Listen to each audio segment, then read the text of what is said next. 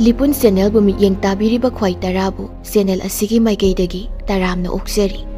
Iramdamgi oiba phungawari loinana tonghan furup kanglupki wari masa kayama channel asina miyamda lepa leitana khudol tamjari loinana channel asibu hena mapung phanabagidamagta adom-adomgi thaujal nijari.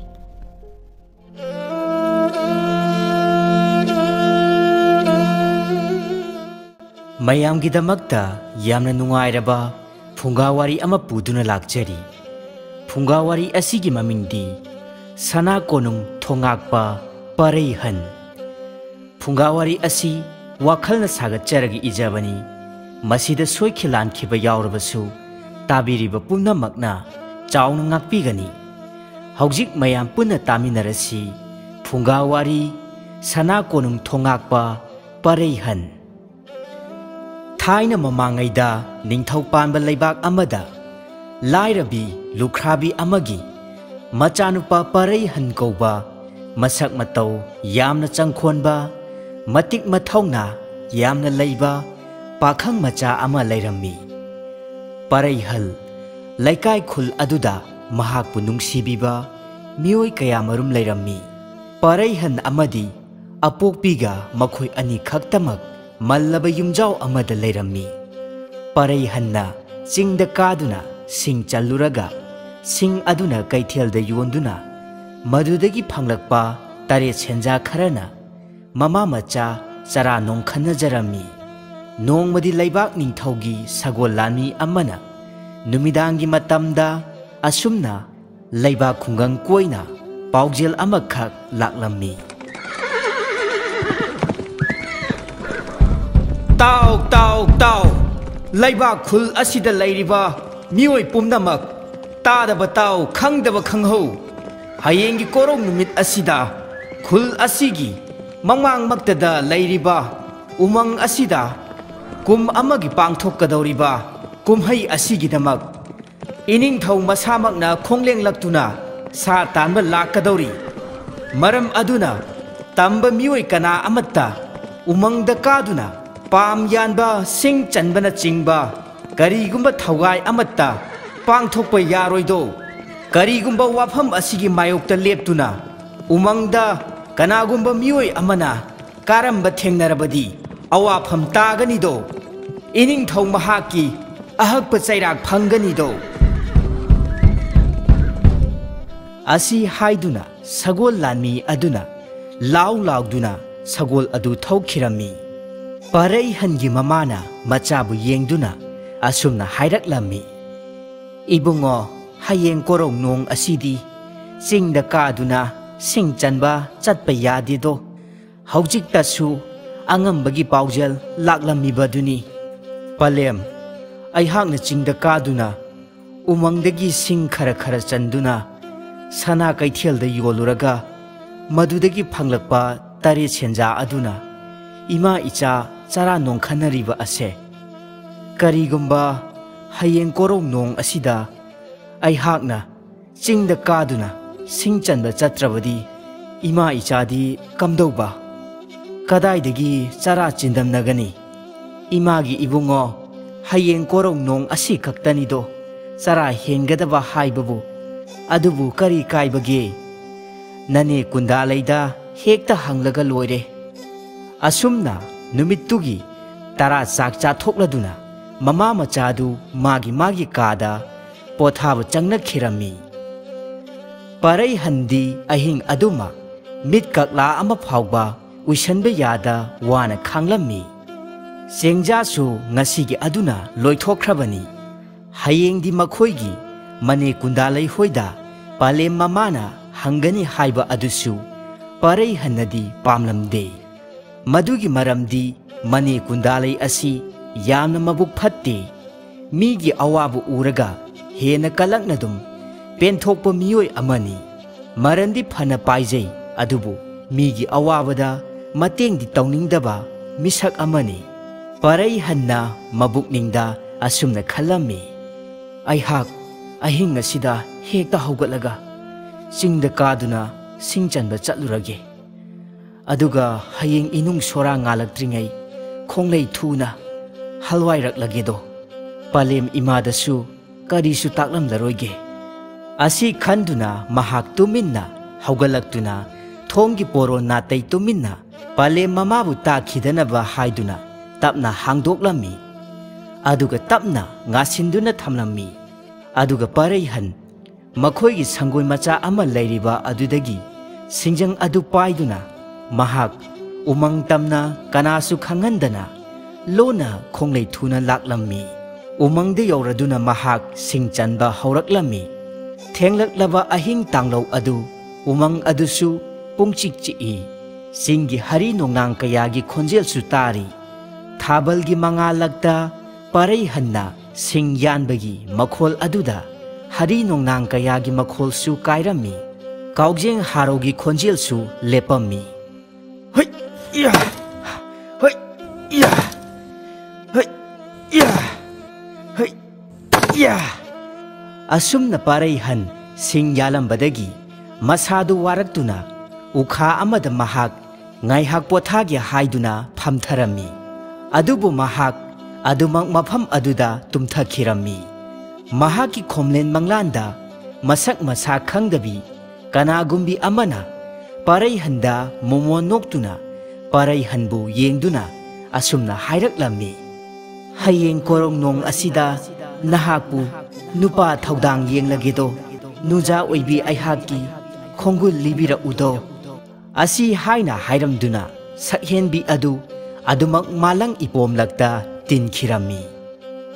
Matam aduda Paraihan mikap khangthok thoraktuna mafam adugi akoibada asum koina lay layduna yenglammi. Aduga machindasu asumna solammi. Is kari matau kawage hauji aihaki khomlen manglan chada laklambi sakhenbi nuja aduna kanabu oirigaba. Asumna Paraihan yamna ngakchanana mathanta hangjarammi. Matam aduda inung sora ngalakle khungi yenba labasu khonglakle. Paraihan mayumda hallage laibak ningthaugi paujel adusu loinma kaukthoklammi. Hanagi mahausagumna mahak makha tana sing yalammi. Matam aduda laibak ningthau mahak masamakka loinana khongmi lani manai masel kayaga umang aduda satanba laklammi. Sagol thaurakpagi makhol laptakna Paraihanna taraklammi. Matam aduda Paraihanna khalammi. Kari matawno ngasi korong nong asida umang ngasidabu sagol thawbagi makhol tarakliba asibo. Aihakna asuk kuina umang asida singchanba karakpada asumna amukta tarakhidri kadomdagino.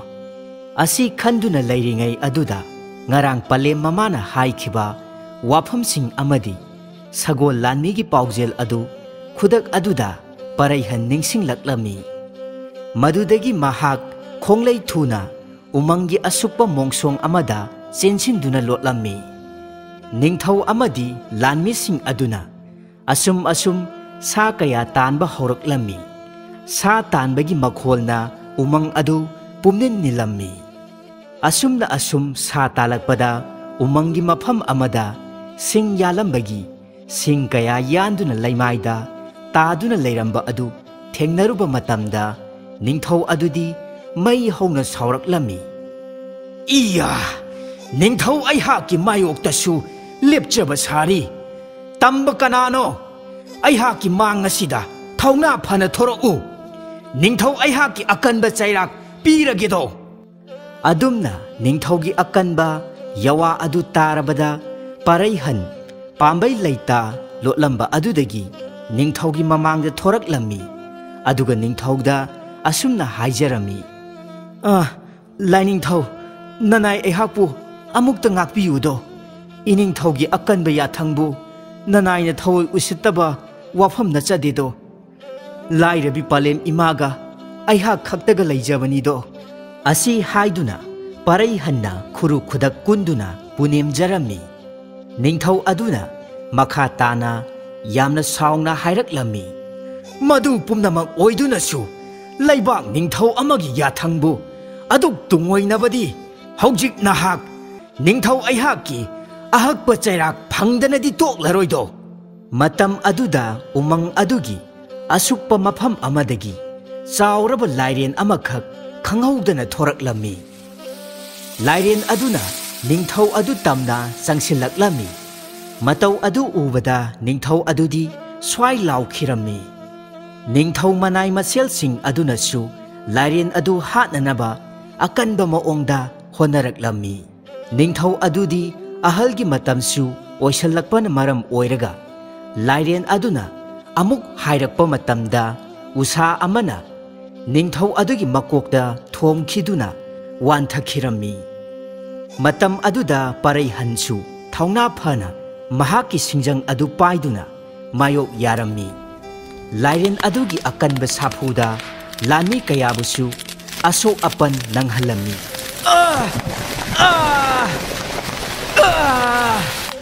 hoi hoi ya ya lairen nasa halo halo hoi ya asumna ngaiha khara kuina lan thengnaraba aduda parai hadna thauna phana mahaki singjang adu khutpai setna paiduna amukta lairen adugi manga kaktuna yaibi thawai lorami khangbrado lairen nahak hojikti yaibi thawai mangledo asumna angam athau mayam sing adusu yamna haraunarami aduga soktuna tariba ningthau adubu dolai ama thaurang tawduna sana konungda khongsa laklami ningthau adu mahaki phamung thakta ningthina potha handuna asopa sing adusu hidak tharami laimarembi adusu ningthaugi phibam adu ubada thawai yamna wajarami asomdana parai hangi pale mama adu machana leiramdaba aduda thawai yamna wajarami matam aduda sagol lanmi khara laktuna macha pari adu sana konungda leihore mamabu konungda karaknabani haiduna lauba laklibani hairaba adudadi pale mama oibi adu ningsha thiba thawai waba asum helaklami mahaki wakhaldasu asumna khalami imagi pari nahakpu ining thogi sana yathangi mayokta lepi haiduna ining thogi ahakpa chairak phangba soidredo asi khanduna mamittagi pirangsu leptana sintharaklami asumna ningthaugi lanmi singna parai hangi mama adubu pukhiba adudadi kundalaina haifet uhowi aduga kalakpena mahakna hairami macha lamketpa asina ining thogi mayokta leplubagi soidana oiramgani mama lukhrabi asisu angamba singna pukribase kalak tumpeli aikhoidasu arai leita karimata hanglaklaroi nungaire asi haiduna kalak pena nokjarami sana konungdani ningthau adu tapna wakhal taraktuna mahaki lusing purelbu kauksilaklami aduga mahak kamdongna asumna oiramlibano haina hanglaba adudadi mamang thakta thokiba thaudoksing adugi matangda waram pumba ningthauda hangatjarabada ningthau adusu penman khraduna parai hanbu manakta kauksinduna asumna hairaklami isagum laba nahaki koloi minglenbu kari kaubage laining thau nanai aihaki koloi minglendi parai han haina kaujaido ipa peledo ngasidi nahakna ipagi thawai kanbibagidamak ichana kari pami sana pambra lupa pambra isana apambado adu ta hayo ipa isagidamakta pige laining thau nanai aihakti karisu thoina pamjadedo lairabi palem ima isabu nungsibiyu asi khaktani nanai apamba haibabu fare adudi isana karisu pamde hairabanina adudi ipana ne sana konung asigi thongakpagi thabak ase isana oina hayengdagi hekta pairodo nanai aihakidi laibak yamna phabanido laining thogi thaujal malem leidasu tahanjaroido asumna lairabi lukhrabi mama machadu sana konungda numit adudagi hogduna leiraklammi parai hansu sana konungi thongakpo oina phampuduna lairaba awatpagi punsi adubu kokcharammi asumna parai hanna sana konungi thongaktuna mathauda pukning yamna lupammi laibak aduda kumja khudingi pangthokpa harau kumhai adusu pangthoklammi adubu ningthau adudi maithongda nungaiba harau tayambagi mamidi ita taramde maithong aduk maksillammi ningthaugi adugumlaba matau adu ubada parai hanna thaugalon kaidana asumna hangjaraklammi laining thau samu haksang aduk ngambidabra nanai wakhalnara khangjadre maduda ningthauna khumlaklammi ipa gi parai han ngasigi asuk nungairaba kumhai ase masi lakani khanbada ipadi thawai wadaba ngamdedo ningthaugi pakhum adu tabada parai han ngakchanana makha tana yamna khangningna hanglaklammi laining thaugi wafam ase nanaidi wakhal tajadredo ningthau aduna nungai taba ningsa sor amuktang hondoktuna asumna hairaklammi sumdau banido ngasi dagina sahi kunmuki mamangi wari nido nakhoina pungkak chaurakpa matam oigani ai hakisu imom amatang leijarammi adubu imom ado phatraba thawai mirel amana puduna chatpi khredo mafam kaida lairibano haibasu adumak khangkhidre parai hanna kariguma wafam amatang khangning ningsinglaklammi nongma mahakna umangda sing challingai hanubi amakhakna umangi asukpa mafam amada changkhiba aduga mahaki khomlen manglanda sakhenbi amana mahaki khongul lirau hairamba wafam sing adu amata chithadana ningthauda hangatcharammi parai hangi wafam sing adu tarubada ningthau adugi wakhalda karigumba ama laktuna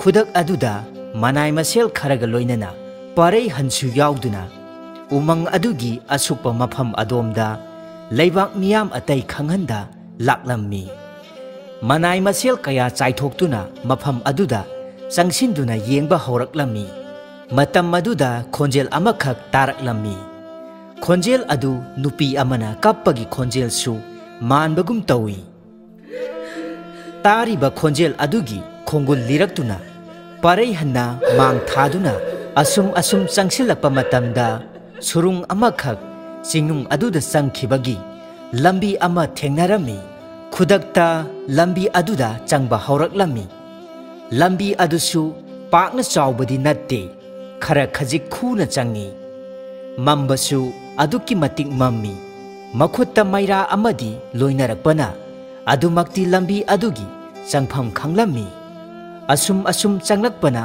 yamna thajadaba maongda surung adugi akhuba lambi adu asum chawthoraklammi aduga manung aduda asum khara sangna changlakhlaba matungda yamna angakpa phanglaba leibak amagumna surung manung aduda lairambadu thengnare makhoi pumnamak ingak ngaklammi mafam adu midi amatta leitana leibak khul amagumna leirammi yum kayasu saduna leirammi yumsing adusu chap manabagumna tawi adubu asum laptakna yengkhiba matamda yamna chawraba konung amagumna leiriba adusu uraklammi yengu tu inaisa ada laptakna uriba konungumlaba asida khonglai thuna changsinduna yenglasi mafam mase khudong thiningai oiba yaba mafam nido aduna nakhutta pairiba khulai sing adu khuche chana payu ko namit nana singu Asumna makhoi yamna seksinna mafam adu tamna changsillaklami. Adubu makhoina laklibasing adudi laiwa hairabi phatrabi hanubi aduna loinamak mamitta uraklami. Hanubi aduna sakhenbi aduda asumna hairaki. Isunu pi nahak chak to nganna thongdo ngasidi isu iben nganta na chathoklasiko. Hoi iben kuiroida mikup pharoi. Asi haiduna laiwa kaya sonduna saktu sakhenbi aduna thonglammi. Aduga nakanda hanubi aduna ka amada sangkhiduna machindasu murum murum solammi.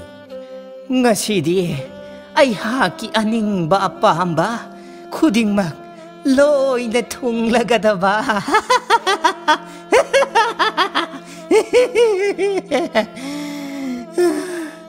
Adubo naha pakhang masama yauraklibase masina ai haki aningba apahamba pumnamak loina manghallagadaba. Ningthau amadi manai sing loinana paraihan konung aduda lona changsillaklami. Aduga akoiba sing adu mikup nahum singna yenglammi. Matam aduda hanubi aduna laiwa togduna thawai kaya thadoraktuna landaraklami. Adumna landarakpa aduda akanba maongda mayok yarammi. Thawai sing adu paraihangi thauna phaba matik mayai chenba adu ubada pakna henjanba ngamlamde. Maduda paraihansu angamba thauna puthokduna phatraba thawai sing aduga akanba maongda lanthengnarami. Hey ya hey hey ya ya ya hey hey ya hey ya. Ningthongna nakal amaromdagi asumna lauraklami. Ai khoi thauna hanba leitana phatraba thawai mirel sing ase maithiba pigadabani. Makhoinane ai haki imombu phaduna pukhibado. Asumna makhoi akanba maongda lanthengnarami. Madudagidi hanubi aduna yamna sauraktuna masamak yamna tamthiraba hingchabi amagi saktam onduna makhoigi mangda chongthoraklami. Aduga asumna lauraklami. Ya ngasidi nakhoi nasane nasagi namang thijarakledo. Ai haki khutta loina taraba. Matau adu ubada ningthau lanmi kharadi kibana maklap thak thak niklammi. Aduga khongpham handuna chenbasu yaurammi. Madu ubada ningthau aduna lauraklami. Ngai khoi naisa adumna pangdaba amagumna chenkhiganu. Lanpham mase ai khoina soidana mai paktaba yadabani. Paraihanna thauna phana hingchabi adu yengduna asumna lauraklami. Hai hingchabi hanubi adu ahal oiraga ai hakti singnabagasu sari. Ngasi korong nong asidi nahak pulanbirage haiduna ai hak mapham masida isana yana khongdoiraklabani. Ai haki khomlen banglansu mangphaunaragani do. Asumna hairakpa asida hingchabi aduna khekna ngangduna paisallaklami. Aduga akanba maongda paraihanga lanthengnarami.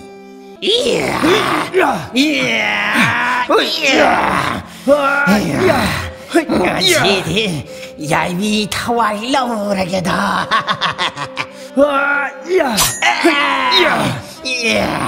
Aingondagasu nahaki thangaduna yanjaba sari. Aigi ikut kujinna sangba sina nahaki nathabak aduda paureng leng lagedo.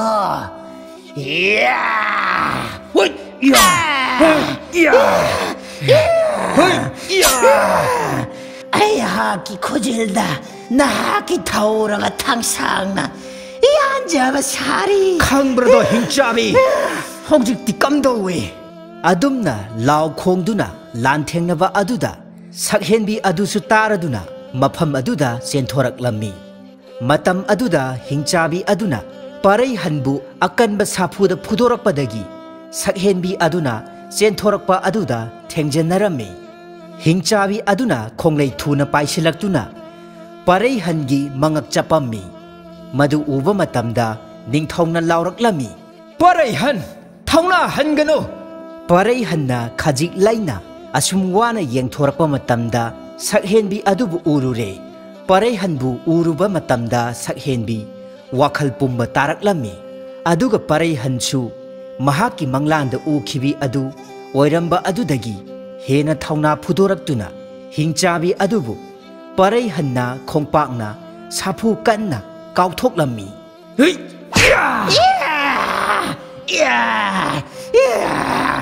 Ayah ki tabakta khongpakna kaujabase sari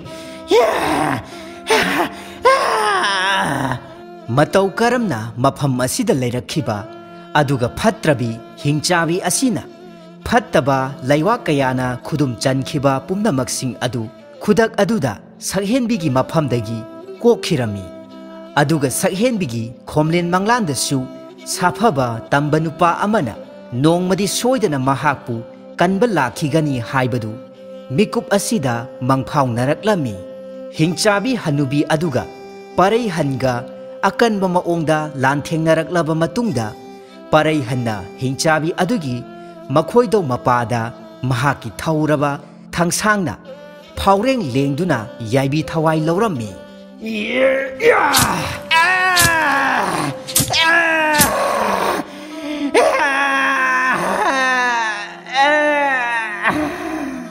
adumna hingchabi aduna thawai manglaba adudadi mitrangi laiwana kupsinduna lairamba mafam adusu loina mangkhirami mafam adu yamna phajaraba laibak ama aduga konung ama onthoraklami sakhenbi aduna mamang thakta thokiba wari pumba liraba adudadi mapa ningthausu mahaki hek pokchabi mamom aduni haiba khangnaраktuna mikup aduda mapa macha yamna kapminarami asumna machagi thawai kallaba aduda ningthau aduna yamna pelami asumna mapa macha manai masel amadi parai han makhoi pumnamak mayum sana konungda halaktuna laibak pungjau thinduna harau kumhai pangthokliba adugasu mari leinana mamang thakta thokiba thodokta mamom adubu phaduna pukhiba pumbagi wari liraduna mamom adubu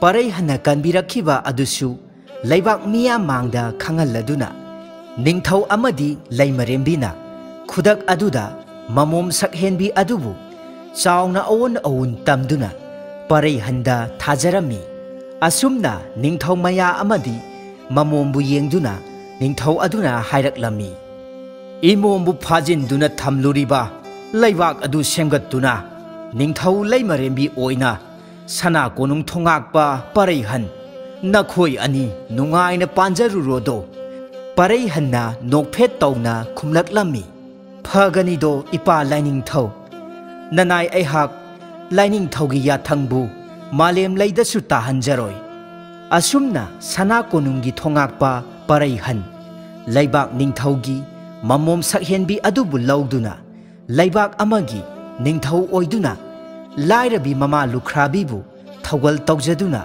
nunga yaifana pankhirami matang asida ngasigi phungawari asi loisinjare matung tarakpadasu hena nungai raba kayama channel asina lepa leitana purakpa ngambo oijagi mayam pumnamakpu channel asigi maikaidagi hanna thagatpa phongdokjari